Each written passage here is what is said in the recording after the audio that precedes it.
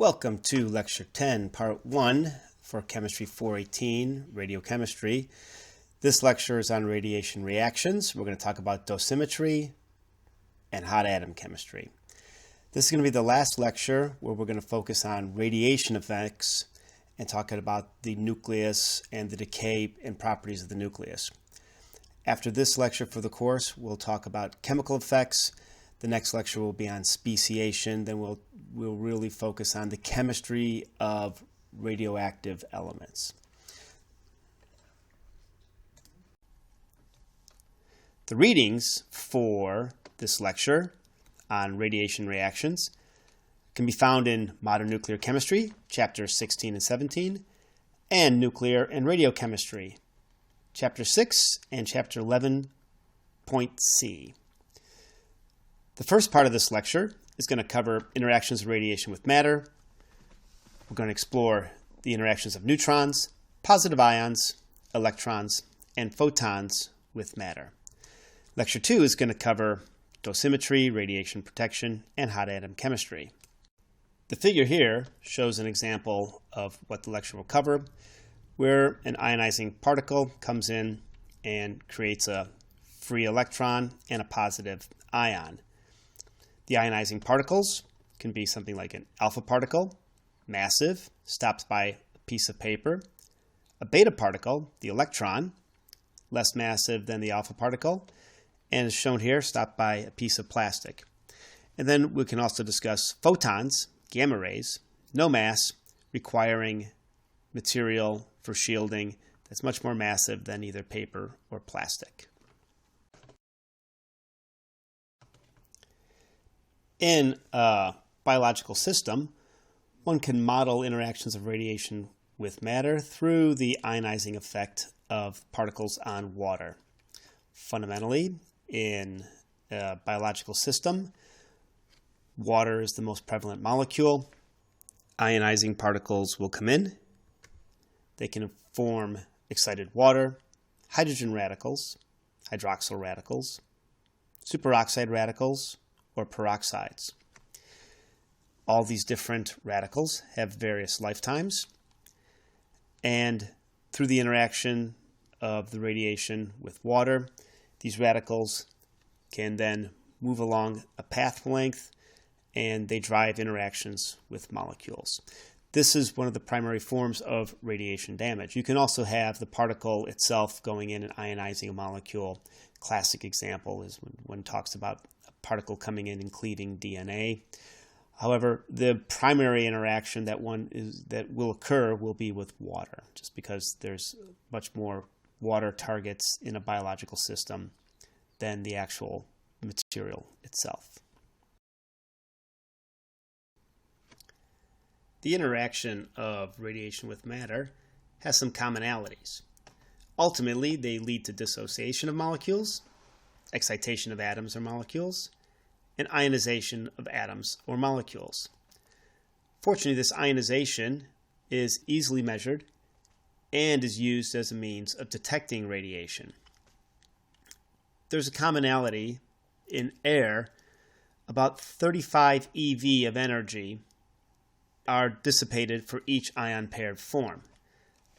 In other gases, this varies a little bit, anywhere from xenon being to close to 20 eV, ammonia 40 eV, and something like helium, which you would expect to be difficult, is on the order of 43 electron volts.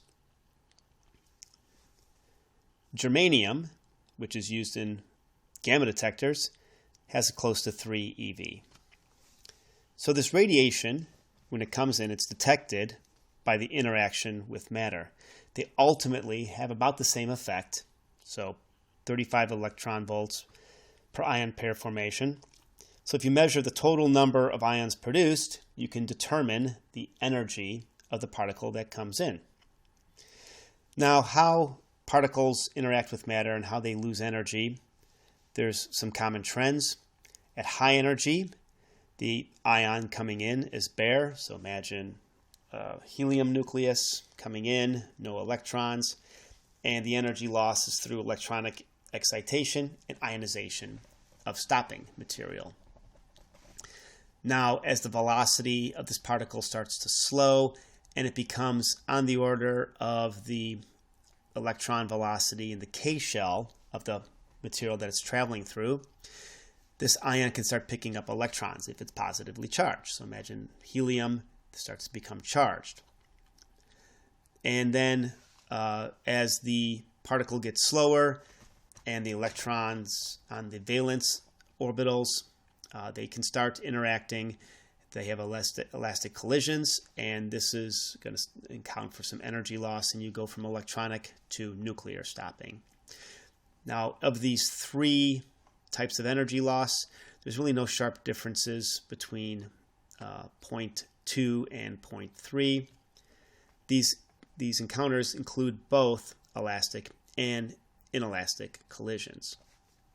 So fundamentally, as a particle comes in, there's certain interactions at high energies. As those particles slow down, the energy of the particle starts becoming on the order of the K shell electron. It starts picking up electrons. Then it starts stopping pretty rapidly.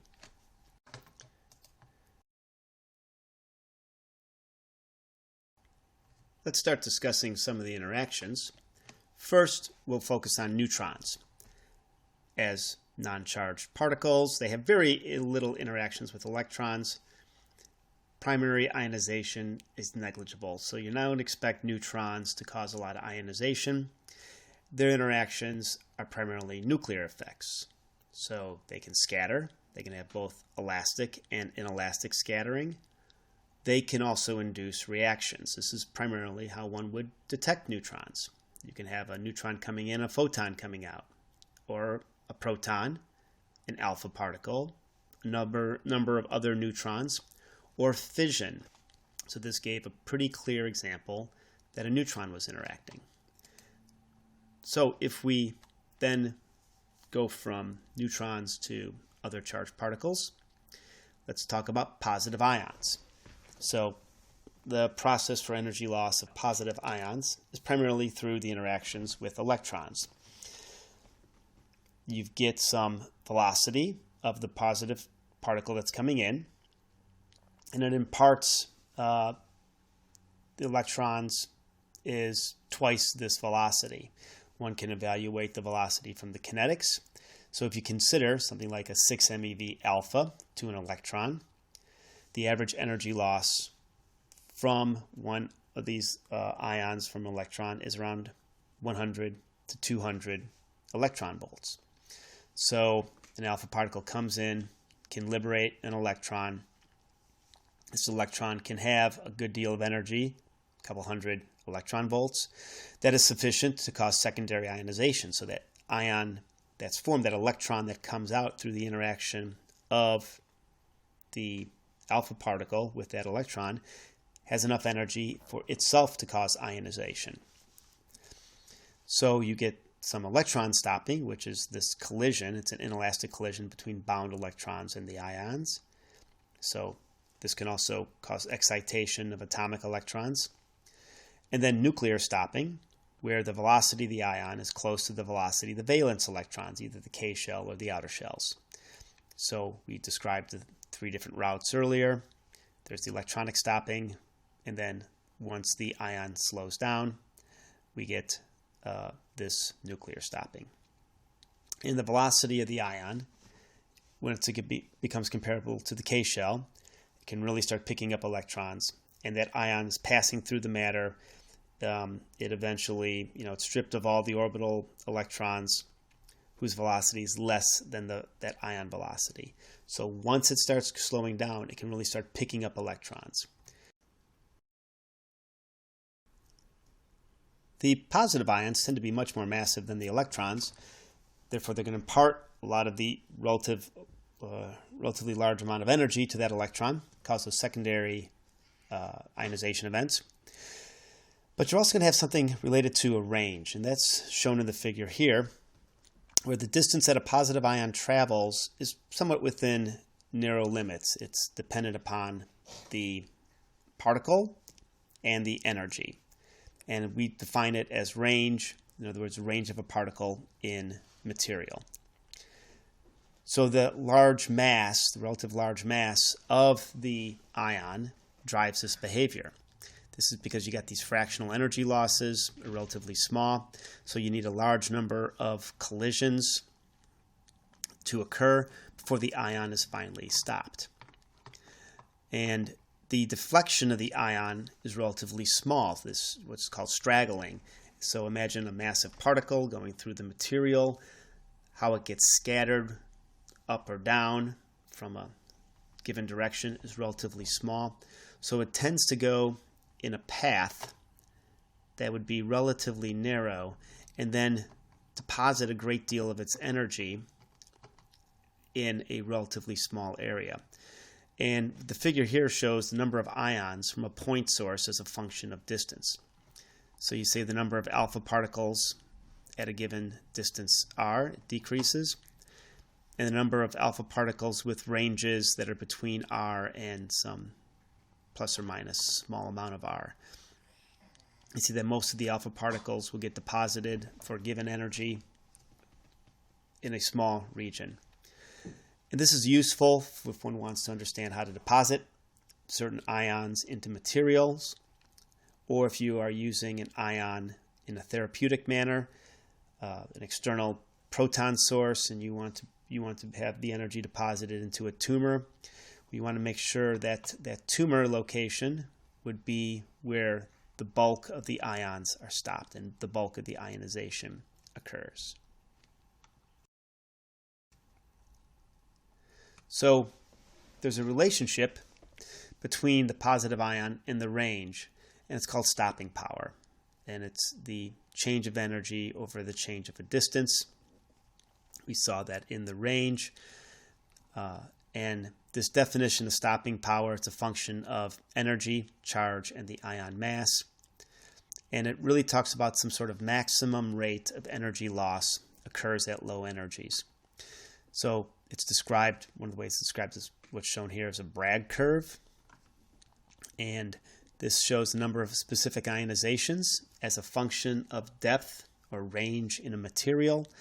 You see you have a relatively small amount of ionizations initially. It goes up and then it peaks greatly right near this Bragg peak. And then at a distance beyond that, particles stop. No more ionizations occur.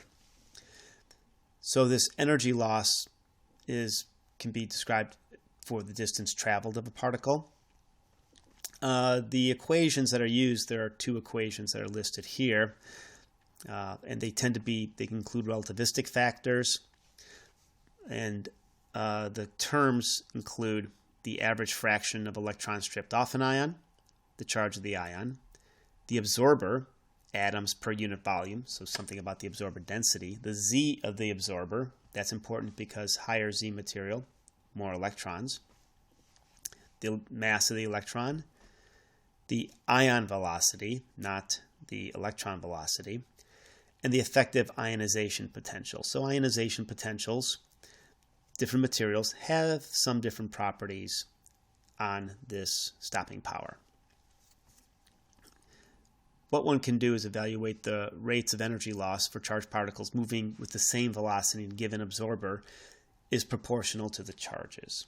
So now if one understands different absorbers, one can understand something about the energy losses because it's just proportional to the charges of a given absorber. So if there's a proton of energy, for deuterium, it'd be twice that energy, tritium 3 times that energy. All would have the same energy loss as a function of distance. And it would be 25% of the alpha at 4 times the energy because of the mass differences.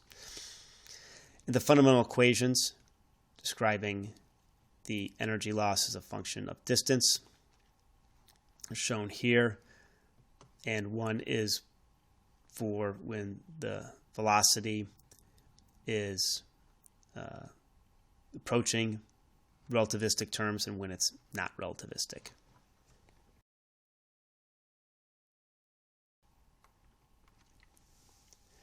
Now what this amounts to is something that's shown here.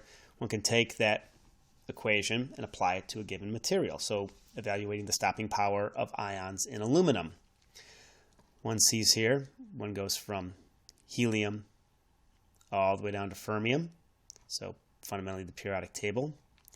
This is your range or your stopping power information. And this is the ion energy per unit mass. So it's energy divided by AMU. You can look up this data for particles through all sorts of material, not only pure elements, but mixtures. And what we see here is the rate of energy loss is not the same for different ions with the same energy.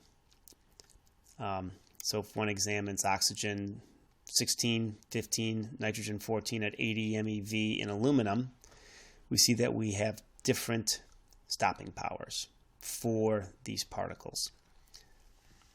The key takeaway from this is to understand how ions move through material, the properties of the ion, the energy of the ion, and information on the material all come into play. But there are certain trends that are evident. We see that the behavior of the ions shows similar trends, and certainly at very high energies, they all coalesce and have similar behavior through material.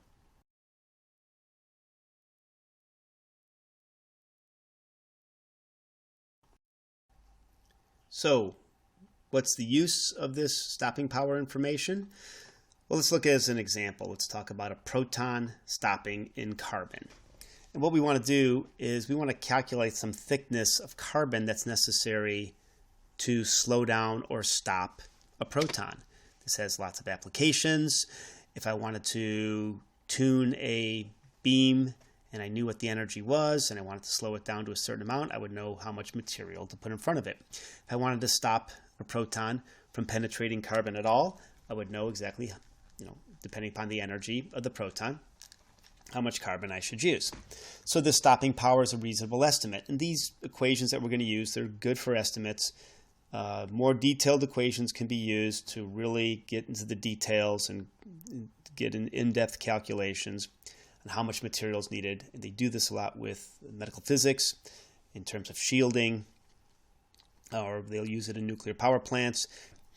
So we'll look at the energy loss, which is just the stopping power times the thickness times the density. So we need to determine the stopping power from the particle energy. So what's the carbon thickness to stop a 10 MeV proton? So let's set the loss, right, this energy loss, and solve for the thickness. So we can get data, as shown here. There's a figure that shows the stopping power as a function of energy of a proton in graphite. The graphite density is shown here. There's electronic nuclear total stopping power. We'll just be interested in the total stopping power. This web page is from the NIST site. You can look at stopping power of protons in all sorts of materials. You can have the same thing with alpha particles and electrons in all sorts of materials. So one would set the energy loss and solve for the thickness.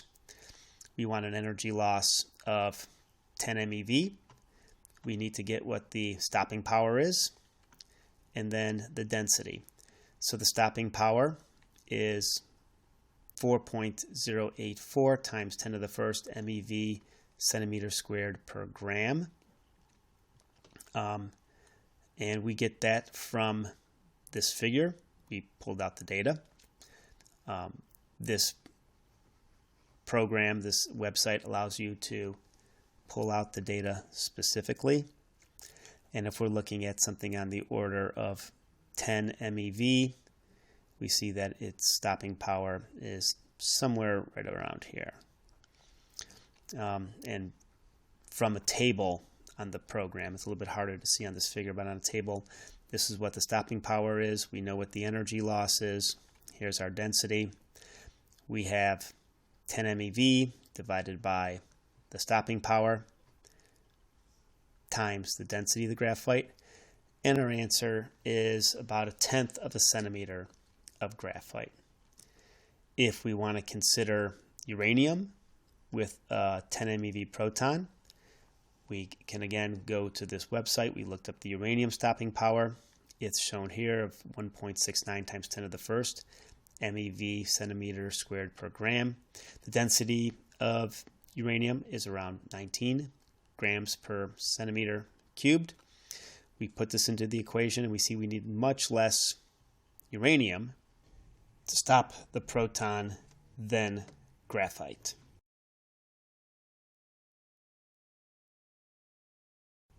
This figure shows the P-star data, not in the figure form, but from the table. This is what you would see, the density of the carbon, this graphite that was used.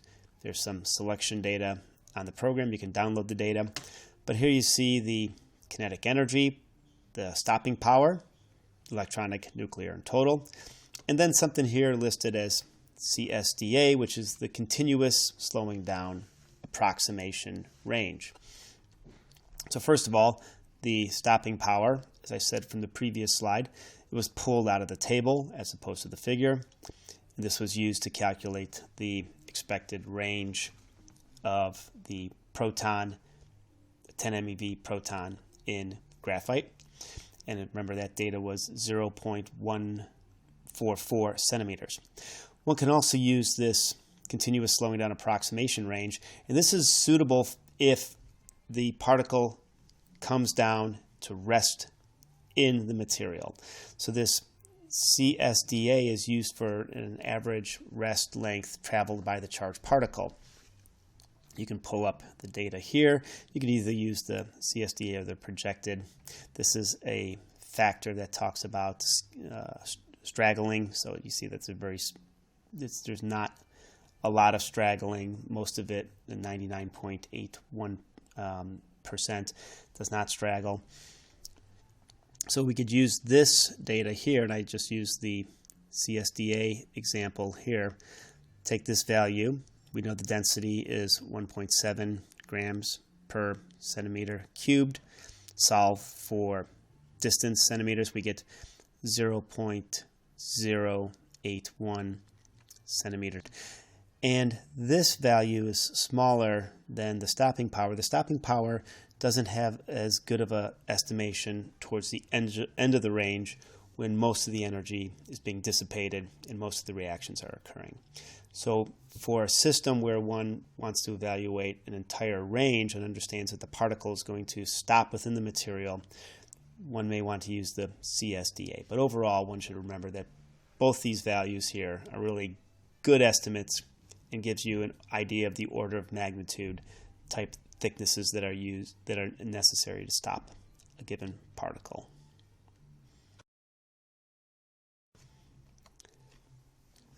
Okay, so moving on from positively charged particles, we can go to negatively charged particles, an electron. The energy loss is similar to that of charged particles. Average ionization in air is around 35 electron volts. 70 to 80% of the ionization is secondary for electrons. This has to do with the mass difference. The electron has much less mass than positive ions, so for the same energy, higher velocity, it's lower stopping power. At a maximum of around 150 electron volts, you get close to 6,000 ion pairs per milligrams per centimeter squared. In air, this ionization stops around 12.5 electron volts. So once you get down to that energy, the electrons are going to stop. Electrons can lose a large fraction of their energy in one collision because of the mass differences. And unlike the charged particles that we looked at before, the protons or one with alphas, the straggling is much more pronounced. For electrons, their energy loss is going to occur through interactions with electrons or nuclear scattering.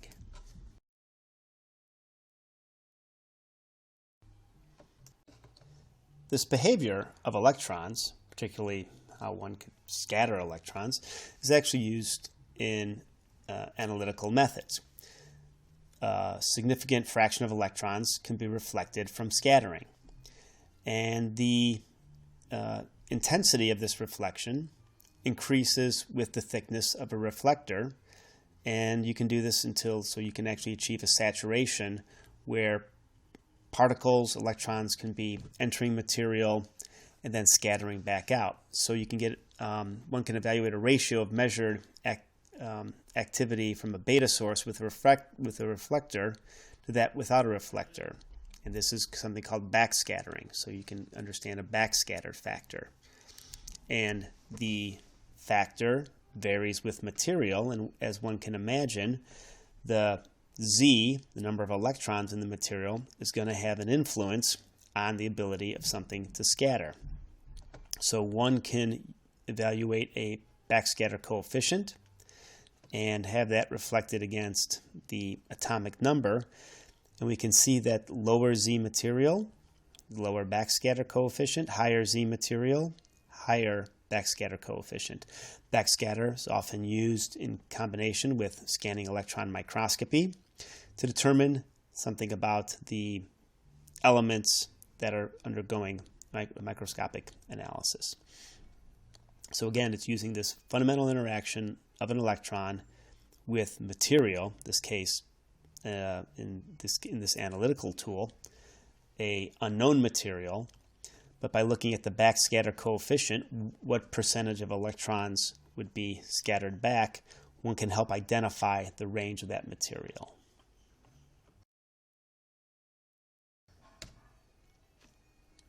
And as we did for the charged particle, we can also look at electron stopping power. In this case, we're going to talk about a loss of energy. Let's imagine that we have a 1 MeV electron that's traveling through 1/10 of a millimeter of uranium. The question is, what is the energy loss of that electron in that material? Well, we can look up the stopping power and understand the thickness of that material times the density. So if we have, we understand what the thickness is, the density, the thickness is 0.01 centimeter, the density is close to 19 grams per centimeter squared, and the stopping power for 1 MeV electron in uranium is listed here as 1.1 MeV centimeter squared per gram. So we plug this into the equation. The energy loss is equal to 0.01 times 1.1 times 18.95, and that's equal to 0.208 MeV. So that's how much energy loss you have. So one would imagine that an electron material, 1 MeV electron, would be able to traverse a 1/10 of a millimeter lead foil and have about 0.8 MeV after passing through it. So if you consider this for graphite, we can do the same thing. We can look up the value for graphite. We see that it's a much smaller energy loss for graphite.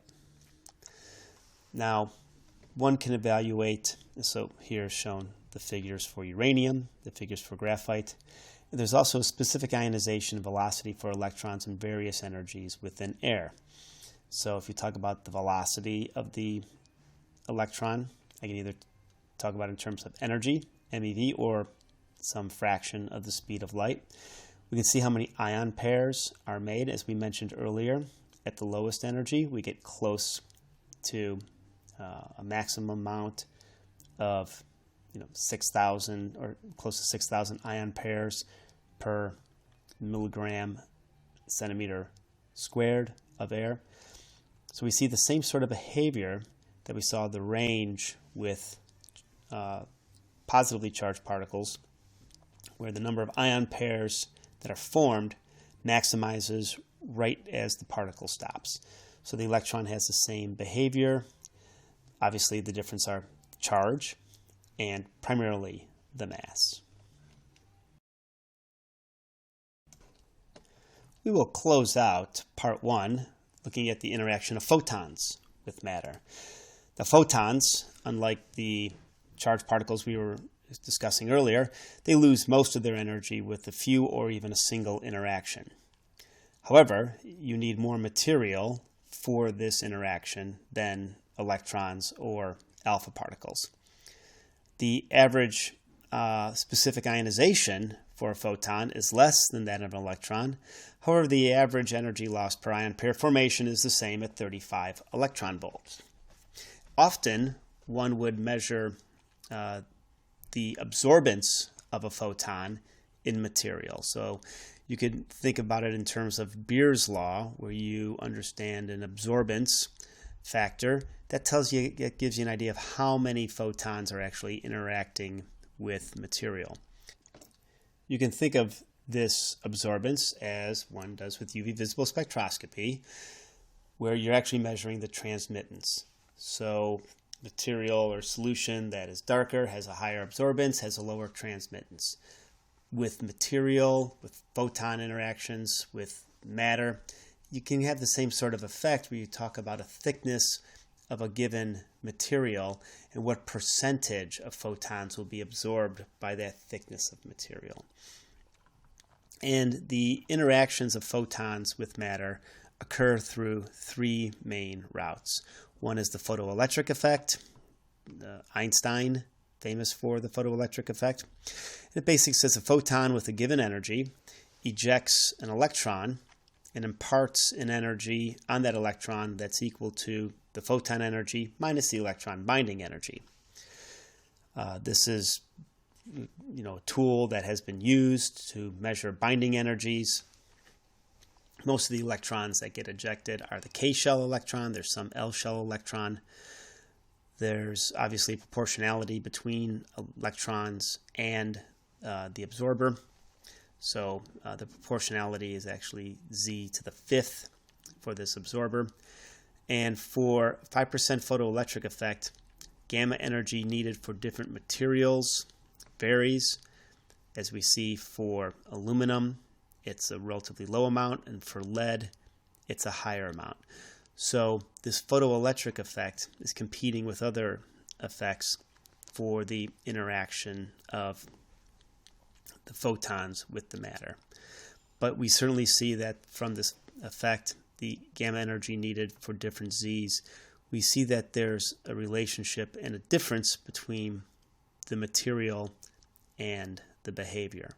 So aluminum, don't need much photon energy. Lead, you need a lot. This is also one of the reasons, or an observation, that thicker material, denser material is better shielding for photons.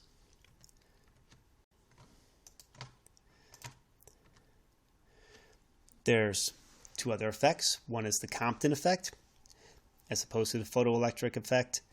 The Compton effect, where the photon just loses part of its energy to an electron. The photon is scattered. And there's an equation that describes the minimum for scattered, minimum photon energy from something that's scattered is shown here. It's just equal to 1 divided by 1 plus the energy times twice the photon energy, where this electron rest energy is the E naught. So you can see a backscattered peak on a spectrum. You can see the photon coming out. You can have scattered. You can have this Compton effect, which is when you do gamma spectroscopy, you can observe the this Compton effect peak. You can also see the Compton background. A final reaction is pair production, where a photon comes in and it has enough energy to produce an electron and a positron. It's proportional to the energy and the square of the material in which the reaction is occurring. And obviously, it's more common at high energy. You need at least 1 MeV photon for this to occur, because you have to create both a positron and electron. This obviously higher energy route is something that is less common with a photon that's produced through gamma decay.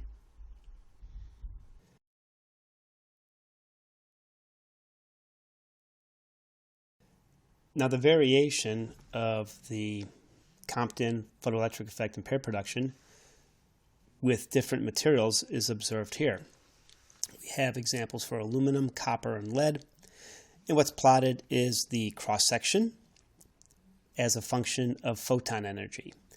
And some of the commonalities, you see that pair production goes up as photon energy increases, having only, it needs to be above 1.1 MeV, but really you only start observing it in a real, measurable amount above 2 MeV.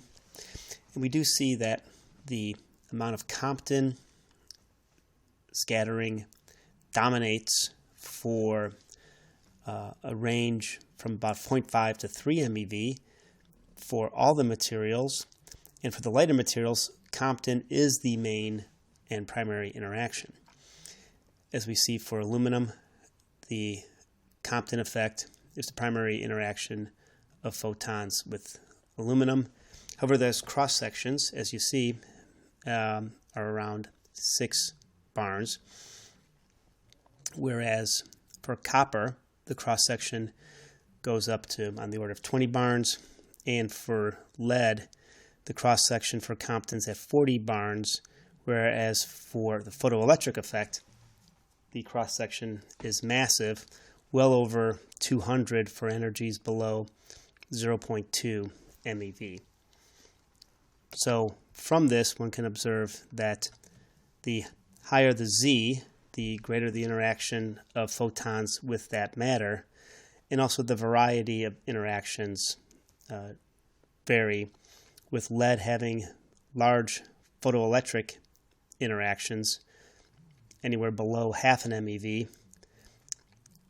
For copper, that's around 0.2 MeV, and for aluminum, Compton is the dominant interacting reaction over all the energies examined.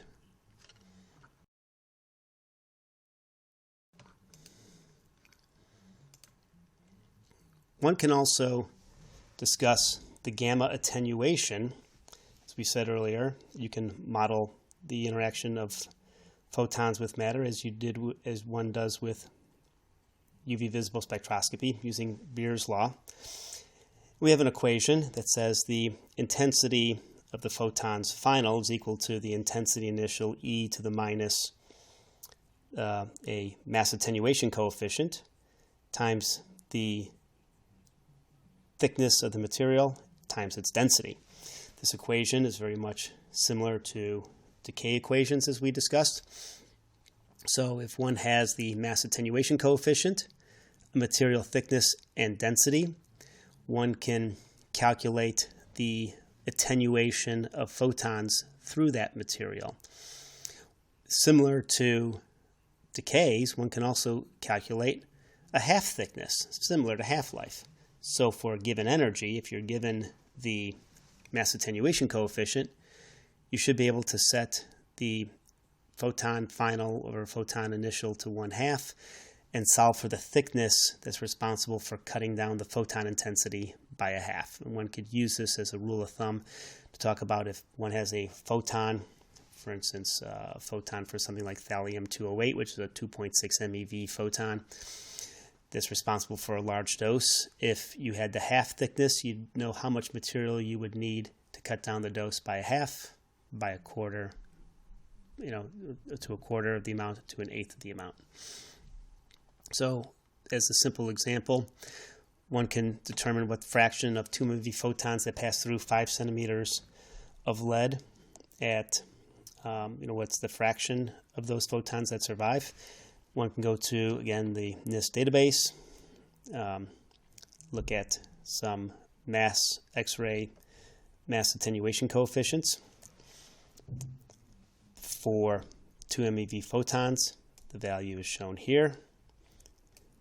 One plugs this into the equation where the amount that passes through, the intensity final by the intensity initial, is equal to e to the minus the mass attenuation coefficient times, we said, 5 centimeters of lead times the density of lead, and it equals to about 7.3% of the photons pass through that lead.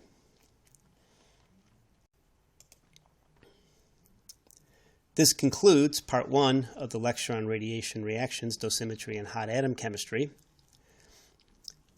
When you've completed this lecture, please go to part 2, where we'll discuss dosimetry, radiation protection, and hot atom chemistry.